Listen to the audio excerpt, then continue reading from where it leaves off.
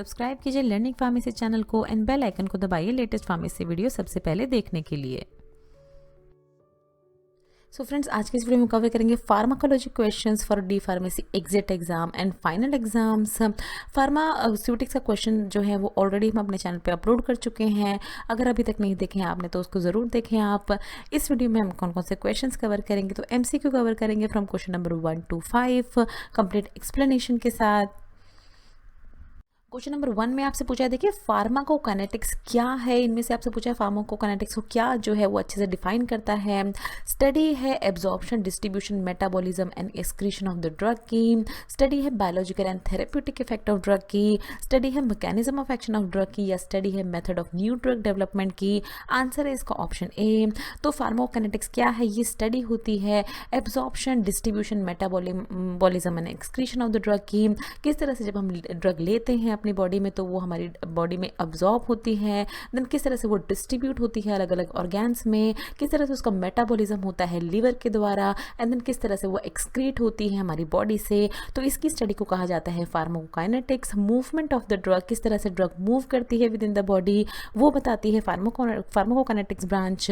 ये आपको बताया गया, देखिए किस तरह से ड्रग एब्जॉर्ब हुई, फिर डिस्ट्रीब्यूट होती है बॉडी के अलग अलग पार्ट्स में, मेटाबोलाइज होती है लीवर के द्वारा, एंड देन एक्सक्रीट आउट हो जाती है। तो इसी की स्टडी को कहा जाता है फार्माकोकाइनेटिक्स। क्वेश्चन नंबर 2 में आपसे पूछा है, देखिए इनमें से कौन सा ऐसा रूट है जिसके द्वारा सबसे ज़्यादा फर्स्ट पास मेटाबॉलिज्म इफेक्ट देखा जाता है। रूट्स में आपको बताएंगे, देखिए सबलिंगुअल रूट, इंट्रामस्कुलर, इंट्रावीनस या ओरल रूट। आंसर है इसका ऑप्शन डी। तो ओरल रूट के द्वारा सबसे ज़्यादा फर्स्ट पास मेटाबॉलिज्म होता है। क्या होता है फर्स्ट पास मेटाबॉलिज्म, देखिए ये एक ऐसा इफेक्ट होता है हमारी बॉडी में ड्रग के मूवमेंट के दौरान, जब ड्रग की कंसंट्रेशन जो है, देखिए बहुत ही वो ड्रग जो कि ओरली ली जा रही है, यहाँ से आपको समझाते, देखिए ये ड्रग आपने किसी भी पेशेंट ने ओरली ली है, फिर ये जो है ये GI ट्रैक में पहुंची है, देखिए इतने अमाउंट में ये डिस्ट्रीब्यूट हुई है, डिसॉल्व हुई है GI ट्रैक में ना। देखिए इसकी कंसंट्रेशन जो है जब तक ये लीवर में पहुंचती है, इसकी कंसंट्रेशन देखिए बहुत ही ज़्यादा रिड्यूस हो जाती है, बहुत ही ज़्यादा कम हो जाती है ये अमाउंट में। क्यों? क्योंकि लीवर के थ्रू क्या होता है, फर्स्ट पास मेटाबॉलिज्म कर दिया जाता है, यही फर्स्ट पास इफेक्ट कहा जाता है इसको।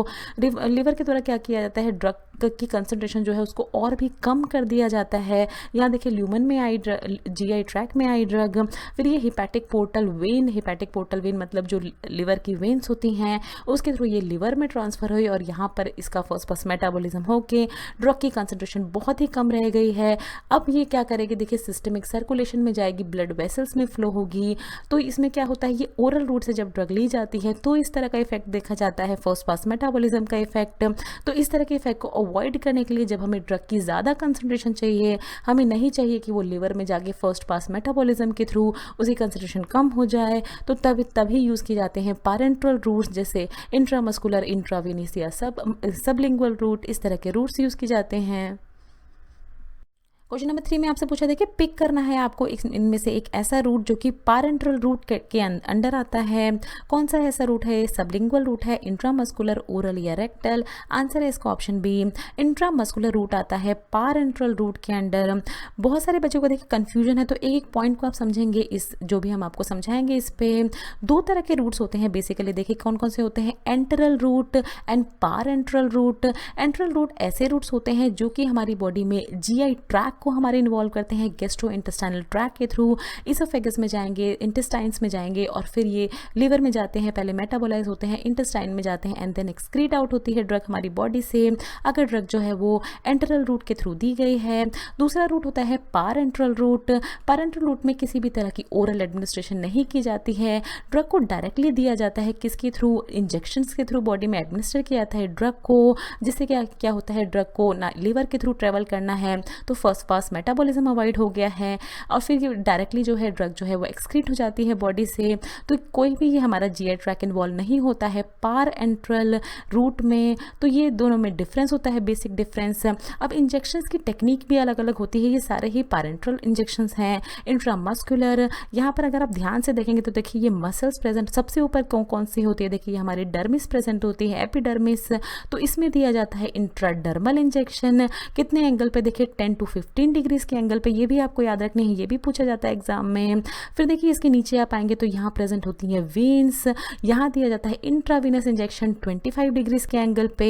सबक्यूटेनियस, यहाँ पर देखिए सबक्यूटेनियस टिश्यूज प्रेजेंट होते हैं तो इनमें दिया जाता है सबक्यूटेनियस इंजेक्शन 45 डिग्रीज के एंगल पे। और सबसे नीचे हमारी मसल्स प्रेजेंट होते हैं तो यहाँ दिया जाता है इंट्रामस्कुलर इंजेक्शन 90 डिग्रीज के एंगल पे।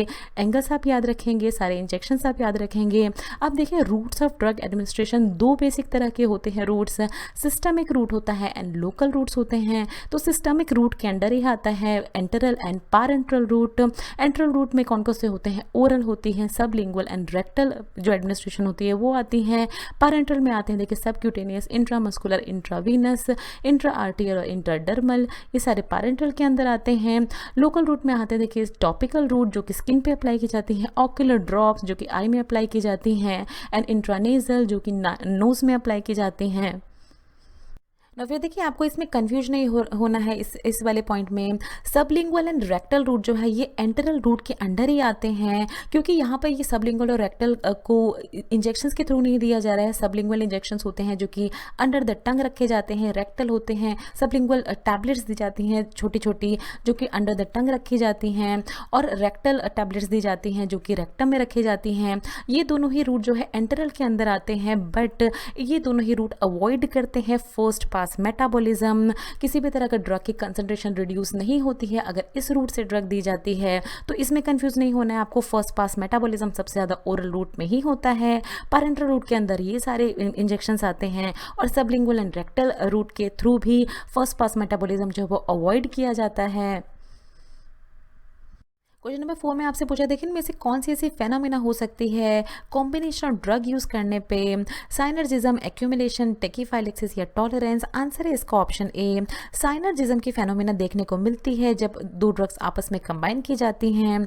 सबसे पहले देखिए हम यहाँ पर आपको 3 इफेक्ट्स बताएंगे।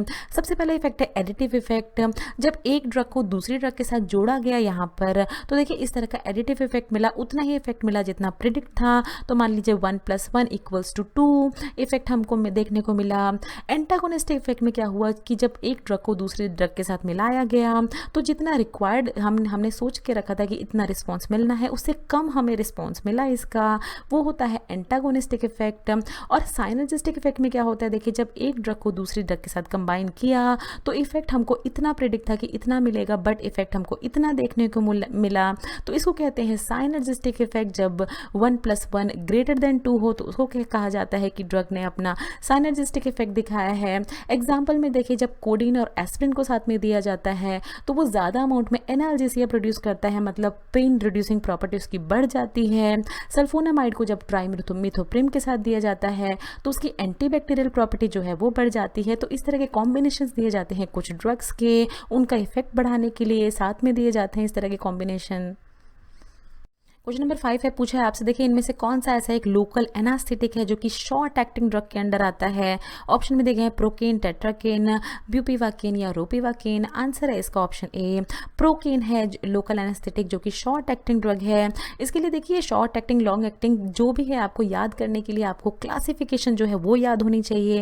वीडियो को पॉज करें यहाँ पर और देखिए कौन कौन सी क्लासिफिकेशन आपको बताए गए हैं। लोकल एनास्थेटिक 2 तरह के होते हैं, देखिए इंजेक्टेबल होते हैं, सरफेस होते हैं। इंजेक्टेबल में शॉर्ट के अंदर देखिए प्रोकेन होता है, क्लोरोप्रोकेन होता है। यहाँ पर आपको प्रोकेन दिया गया है इसलिए ये करेक्ट आंसर है। इंटरमीडिएट में आते हैं हमारे lignocaine and prilocaine. Then long acting में आते हैं देखिए टेट्राकेन, ब्यूपीवाकेन, रोपीवाकेन। यहाँ पर आपको दिए गए हैं तीनों ही एग्जाम्पल, देखिए ये होते हैं इंजेक्टेबल्स के अंदर। एंड सरफेस लोकल एनेस्थेटिक के अंदर आते हैं lignocaine, cocaine, tetracaine, benzocaine, oxethazaine and proparacaine. तो ये सारे आप प्लीज़ क्लासिफिकेशन ज़रूर याद रखें। लोकल एनेस्थेटिक क्या होते हैं, एक ऐसे हम ड्रग्स यूज़ करते हैं, सर्जरीज के टाइम पे इनको यूज़ किया जाता है पेन सेंसेशन को अवॉइड करने के लिए। सिर्फ एक ही पॉइंट पे इस तरह के इंजेक्शन जो है वो एक्ट करते हैं बॉडी के एक सरफेस को, आप कह सकते हैं कि डिसेंसिटाइज कर देते हैं, सुन्न कर देते हैं, ताकि जो भी ऑपरेटर है, जो भी डॉक्टर है वो अच्छे से ऑपरेट कर सके। डेंटल सर्जरीज के टाइम पे भी इस तरह के इंजेक्शन दिए जाते हैं पेशेंट्स को। So thanks for watching. Next video में कवर करेंगे pharmacology questions for D pharmacy exit exam and final exam, जिसमें हम एमसीक्यू कवर करेंगे question number 6 to 10 complete explanation के साथ। सो फ्रेंड्स, अगर आपको ये वीडियो अच्छी लगे तो इस वीडियो को प्लीज़ ज़रूर लाइक कीजिए, शेयर कीजिए अपने फ्रेंड्स के साथ। अगर आप चैनल पर पहली बार हैं तो प्लीज़ चैनल को ज़रूर सब्सक्राइब करें। वीडियो के नीचे रेड कलर का सब्सक्राइब बटन दिया होगा, उस पर क्लिक करके आप चैनल को सब्सक्राइब कर सकते हैं। अगर आपको कोई भी सवाल है तो नीचे दिए हुए कमेंट बॉक्स में आप हमसे कुछ भी पूछ सकते हैं। ये कुछ हमारे रिलेटेड वीडियोस के लिंक हैं जिन पे क्लिक करके आप उनको देख सकते हैं। दोस्तों, लर्निंग फार्मेसी पे आने के लिए और ये वीडियो देखने के लिए आपका बहुत बहुत शुक्रिया। मिलते हैं अगले वीडियो में।